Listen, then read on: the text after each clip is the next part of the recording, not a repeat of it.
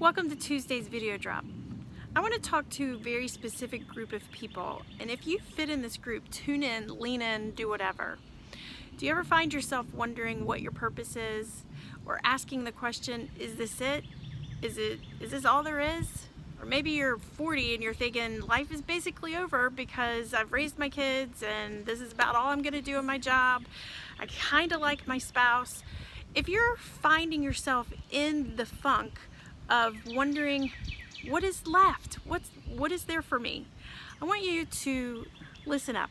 I want to talk to you and I want to encourage you. You're feeling a lack of purpose. Maybe you don't know what your purpose is. And here, I want to give you something. I just read a wonderful book recently that talked about just that.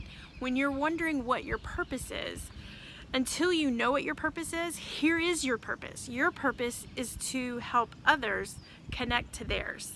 Okay, so that's a quick little fix for, I don't know what my purpose is, but I'm gonna look at the people around me and I'm gonna help them pursue theirs with whatever gifts and talents and abilities that I have.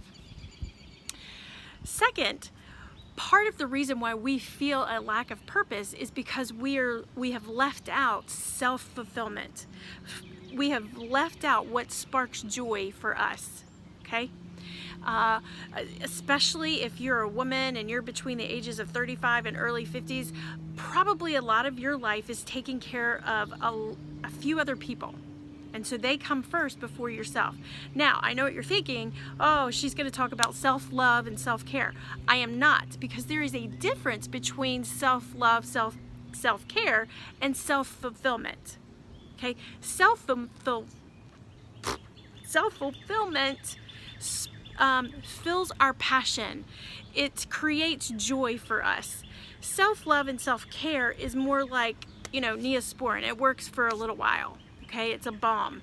Self-care, self-love is a bubble bath, a glass of wine, or a glass of Coke Zero, or going to Target with a Starbucks and shopping, or that's what self-care looks like, and self-love.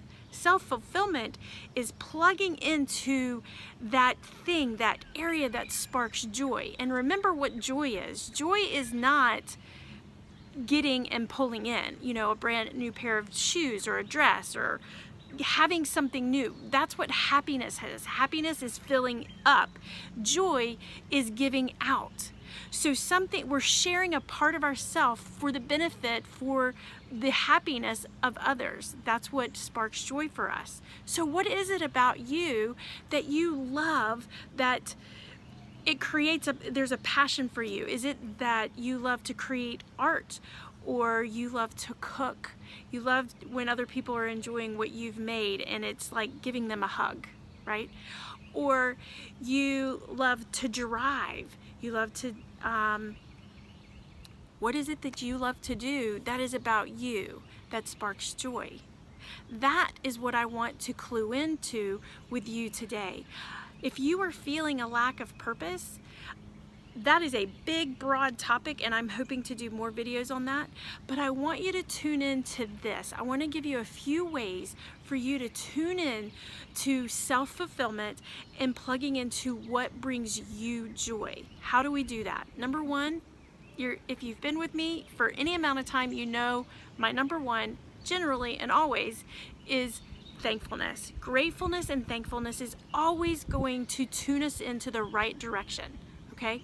Make it a habit.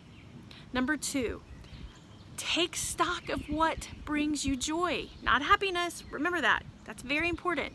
Take stock of what brings you joy. I'm not telling you to go out and cook for people every day, but maybe looking at recipes and cookbooks and blogs and all of that because it just feeds the joy that you have in cooking, then do that. If it's looking at artwork so that it inspires your creativity, then do that. Whatever it is that brings joy for you, find a way to find it. That's what I want. I want you to take stock and find what sparks joy for you. And last, whatever that thing is, do it. Find a way to participate in that thing that sparks joy for you every single day, or most days. I'm not telling you, like I said, to go out and cook a meal or cook for people and bake and take pies to people every day. I mean, you can't do that. But you can feed the thing that brings you joy, so that when it comes time to paint the picture or create the meal or plan the trip, you are ready and you are able to do it, and you do it with joy. This is my Tuesday video. I hope it's been encouraging to you. Share this with somebody that you think might be encouraged by it. And as always, I love to hear your comments. Have a great week.